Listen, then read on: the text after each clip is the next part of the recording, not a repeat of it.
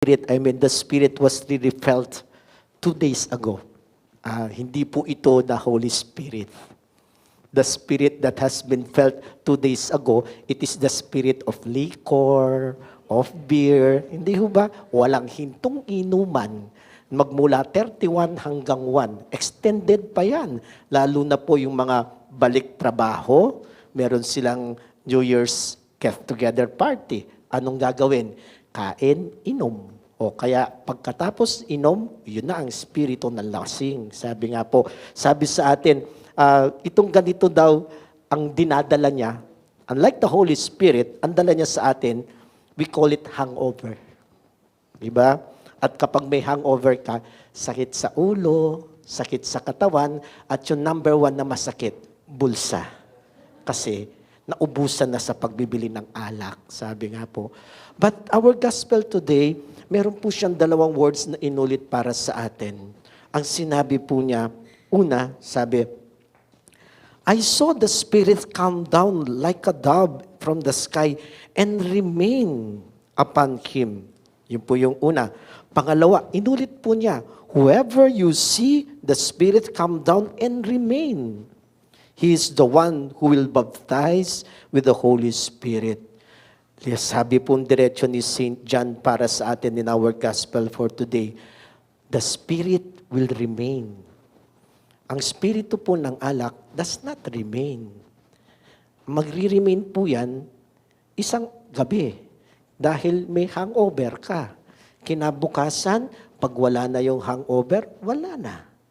But the Holy Spirit, sabi po sa atin, that will remain para hubang sa atin, it will become our source of hope, our source of strength. Sabi po, our strength amidst failure, our hope amidst suffering. Parang ito yung pinipresent po sa atin. And even for the catechists who have been teaching the Holy Spirit sa sacrament po ng confirmation, minimension po lagi yung the 7 gifts of the Holy Spirit. And those 7 gifts, it will always remain in us. Na kung ano man yung ginagawa mong kabutihan, mga ginagawa natin na pag-uugali ayon sa Diyos, yun po yung nananatili at hindi mawawala. Di ba? At kung titignan po natin today, sabi nga po ni Chinchin sa atin doon sa introduction, it is the feast of the most holy name of Jesus.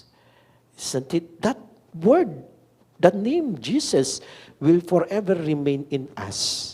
Meron po kaming isang kwento ng isang kasamang pari na kasama din po natin siya sa radyo. Nung siya po ay nasa abroad for further studies, magpipresent po siya ng kanyang thesis sa isang paring foreigner. Nung tinawag po siya, really? Your name is Jesus? Jesus po sa atin yun, hindi ho ba? Si Father Jess Layug. Nung nagpipresent po siya ng kanyang thesis, really? You are being called Jesus? Kasi po for them, the word Jesus cannot be associated with people.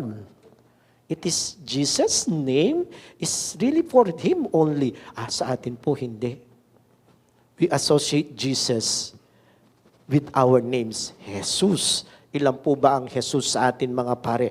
Jesus Manabat Jr., Jesus Layog, Jesus Salvador, si Father J. Salvador. Ang dami po ng mga pare na ang pangalan nila is Jesus. Why do we do that? Sabi nga po ng foreigner na pare nung ini-interview siya, bakit ginagamit niyo yung pangalan ni Jesus? For us, it is the name that tells us hope, that tells us strength. Jesus. Kaya po si Mother Teresa, Saint Mother Teresa, ang lagi niya sinasabi, in Jesus' name, ulit-ulit po yun. May kasama po kaming pari rito sa Archdiocese. Pag po tapos na yung misa niya, sasabi niya, 12 times. Let us say, Jesus, Jesus, Jesus, for 12 times. He will keep repeating the word Jesus, the name Jesus, para po sa kanya, calling on the name gives us grace, give us strength. Kaya nga po sabi na, what is in a name? At dito po natin makikiting sinasabi sa atin ng gospel, because it remains. The Spirit that remains, that's Jesus that remains in us, Every time we hear the name, para hubang para sa atin, that is enough. That is enough. And we believe really it is enough. Kaya po kung minsan, kahit nabiro natin, Jesus, nako! Hindi ho ba? Even we can make fun of it. Pero kung tatitignan po natin, para we're trying to invoke Jesus' power in our life. Sana po it's a power of really doing love, grace, service to the community, and strength for all of us. In Jesus' name, sabi nga po sa atin, let grace flow through the Spirit and will remain in us.